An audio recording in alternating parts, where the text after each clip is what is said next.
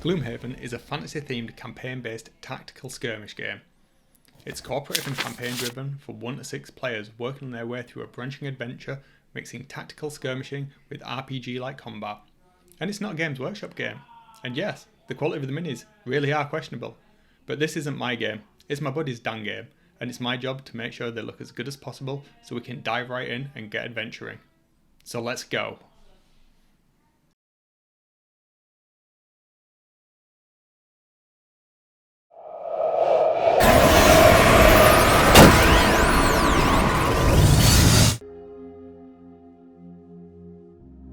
Well, as I said, these miniatures certainly aren't up to the quality of those from Games Workshop. Now, that's not to say that they're bad by any stretch of the imagination, they're not. They're gaming pieces, and they're absolutely fine for that purpose. The plastic they're made from is a little bit different to what we're used to working with. It's way more flexible.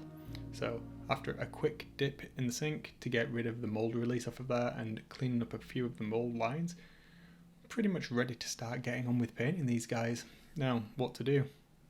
Who can say there? Well, there's some inspiring artwork on the box, so I took that as pretty much the direction that we wanted to go in. After getting some texture on the bases, it's time to get cracking with this. So hit them with a black base coat and a zenithal highlight, and then straight into painting. Now, the majority of the paint scheme on these is going to be done with washes and thin down contrast paints, basically overpainting. Not quite slap chop, but you know, it gives a reasonable result, and the important thing is they look good and fit the scene that we're going to be playing in. So once we got to grips with that, it's a case of just laying down the base colours really. Now, I went with a muted colour palette, leaning quite heavily into browns and warm reds, really desaturated. The assumption was that I was going to later on use a spot colour and some OSL to really make each of the individual models pop. And that's the way that I went. The question was, how did I want to bring the band together? How could I unify them?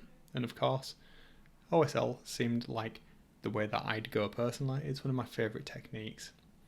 If I ever have chance and opportunity to use it, chances are I'm going to.